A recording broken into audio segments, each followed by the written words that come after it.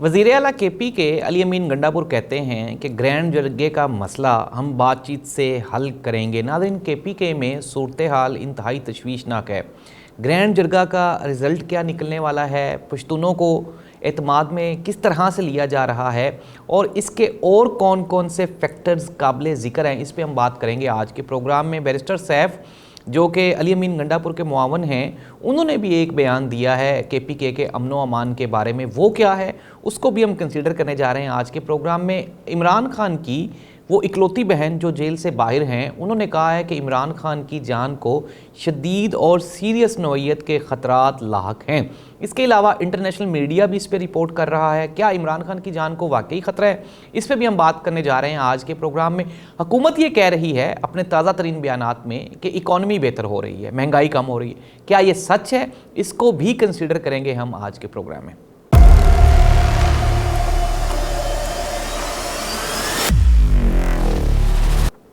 नाज़रीन, आज के प्रोग्राम का बाकायदा आगाज़ करते हैं। सबसे पहले हम शामिल कर लेते हैं KPK की मौजूदा जो अमनो अमान की सूरत हाल है उसको। अली अमीन गंडापुर ने यह कहा, उन्होंने कहा कि जिसने भी PTM पे पाबंदी लगाई और इसको कलअदम जमात करार दिया वो मुल्क का दोस्त नहीं हो सकता। इसके साथ साथ उन्होंने ये भी कहा कि ग्रैंड जरगे को खुद देखूंगा और तमाम जो हमारी आवाम है KPK की, उनके साथ बैठ के बातचीत करूंगा, क्योंकि तमाम मसाइल का हल बैठ के ही निकल सकता है, इसके अलावा और कुछ भी नहीं है। दूसरा, उन्होंने ये भी कहा कि जो एहतजाज करता है वो जमहूरी तरीके से अपना एहतजाज रिकॉर्ड करवाए। बिल्कुल भी KPK की गवर्नमेंट किसी भी किस्म का कोई तशद्दुद नहीं करेगी और ना ही कोई मज़ीद इस तरह के किसी कार्रवाई को सपोर्ट करेगी। तो ये है अली अमीन गंडापुर का वो बयान जो कि KPK की सूरत हाल के बारे में। नाज़रीन, मैं आपको ताज़ा तरीन इतलात के बारे में बता दूं कि KPK में ज़ाहिर सी बात है एक बड़ी तादाद है जो सरापा एहतजाज है अपने हकूक़ के लिए, और ये ग्रैंड जरगे के लिए। और हमने कल के प्रोग्राम में आपको बताया भी था कि मोहसिन नकवी, अली अमीन गंडापुर और जो कुंडी साहब हैं जो गवर्नर हैं KPK के, फैसल करीम कुंडी साहब, उन तीनों ने बैठ के और KPK के जो बड़े स्टेक होल्डर्स हैं उनको भी बिठाया और उनके साथ बातचीत की।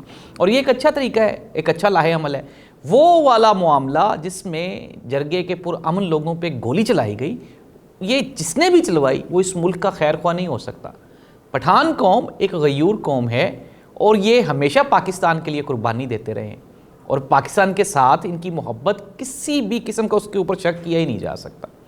जिसने भी ये हरकत की थी वो पाकिस्तान का दोस्त नहीं हो सकता, वो पाकिस्तान का दोस्त नहीं हो सकता। ये बात तो डेड श्योर है, कंफर्म है। लेकिन जाहिर सी बात है अब मामले को आगे चलना चाहिए, बजाय इसके कि हम पीछे गुजरे हुए लम्हात पे फोकस करें, गौर करें और परेशान रहें। हमें आगे सोचना होगा। और आगे अली अमीन गंडापुर की पॉलिसी बिल्कुल वो काबिल तारीफ़ है, जिस तरह से वो पूरे के पूरे KPK के लोगों को एक धारे में लेके आ रहे हैं, उनके साथ बातचीत डायलॉग्स का आगाज़ कर रहे हैं।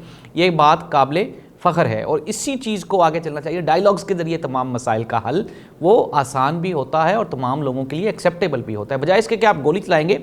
वो पठान है, वो आगे से 2 गोलियां चलाएंगे, फिर मुल्की हालात तो ख़राब होंगे ही होंगे।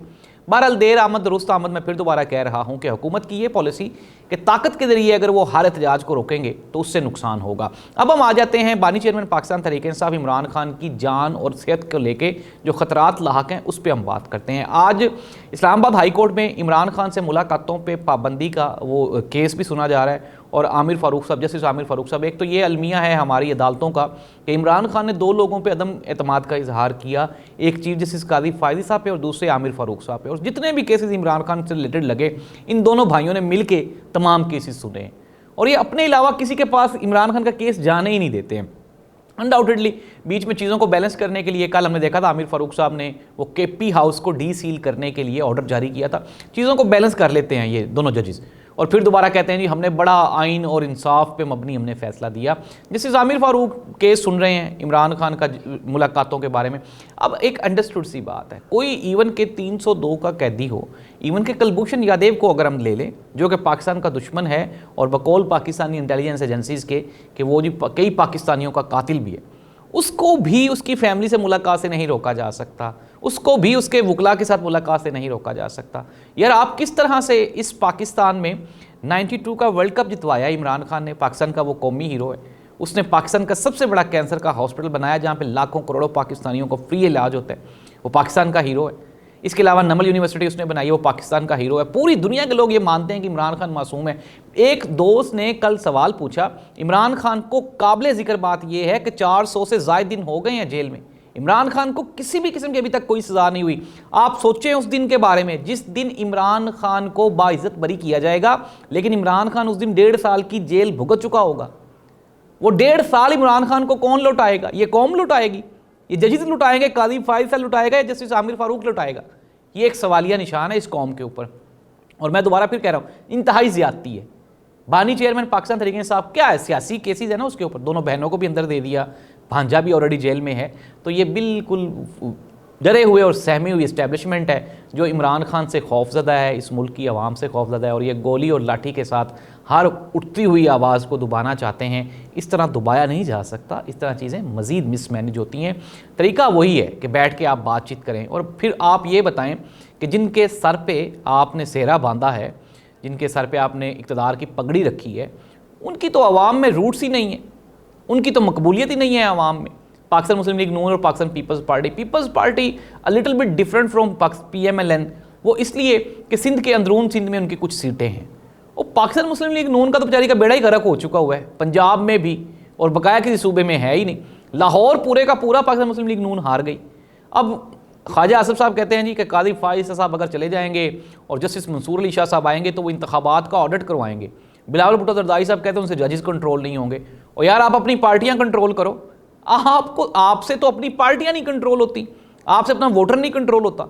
आप उस बंदे पे जो कि एक मेरिट पे अपनी सीट पे आ रहा है जस्टिस मंसूर अली शाह, उस पर आप तनकीद कर रहे हैं, अफसोस वाली बात है, जाहिर सी बात है। नाज़रीन, अब हम प्रोग्राम को कंक्लूड कर लेते हैं।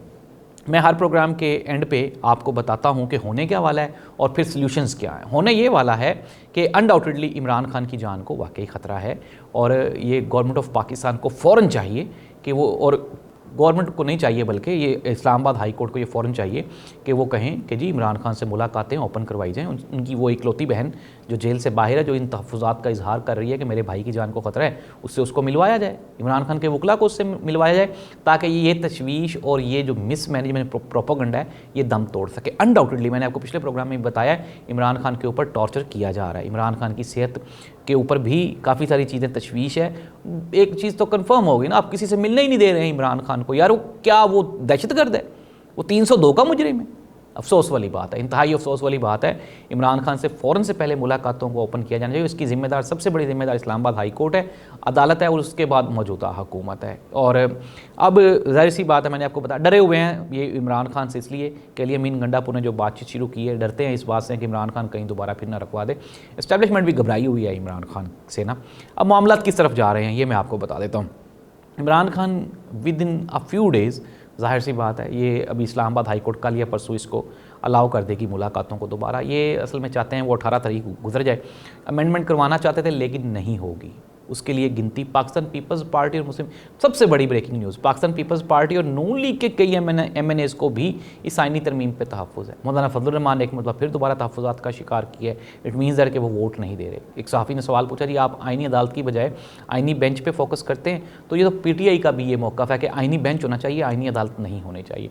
और सबसे बड़ी खबर ये, हम प्रोग्राम को कंक्लूड करते हैं। कादी फाइज़ साहब को 25 अक्टूबर को जो रजिस्ट्रार हैं सुप्रीम कोर्ट ऑफ पाकिस्तान के, उन्होंने उनको अलविदाई इशाइया देना है। 26 तारीख को मंसूर अली शाह साहब वो चीफ जस्टिस ऑफ पाकिस्तान होंगे, कंफर्म खबर है, इसके अलावा और कोई खबर नहीं है। आइनी तरमीम के लिए गिनती पूरी नहीं है और हुकूमत वक्त के लिए परेशानी ये है कि उनके अपने ही लोग टूट के इधर उधर जा रहे हैं। कोई 60 करोड़ कह रहा है MNA की कीमत आइनी तरमीम के लिए वोट की, जो PTI वालों को ख़रीदने की कोशिश की जा रही है। कोई 80 करोड़ कह रहा है, लेकिन इसके बावजूद भी PTI का कोई भी MNA बिकने के लिए तैयार नहीं है, क्योंकि उनको पता है इमरान खान को छोड़ के अगर हम अवाम में जाएंगे तो अवाम हमें छितर ही मारेगी, वोट नहीं डालेगी। अल्लाह इस मुल्क का हामी और नासिर हो और इस मुल्क में जो पॉलिटिकल स्टेबिलिटी है वो आ जाए ताकि अवामी मसाइल हल हो सकें। अल्लाह हाफ़िज़।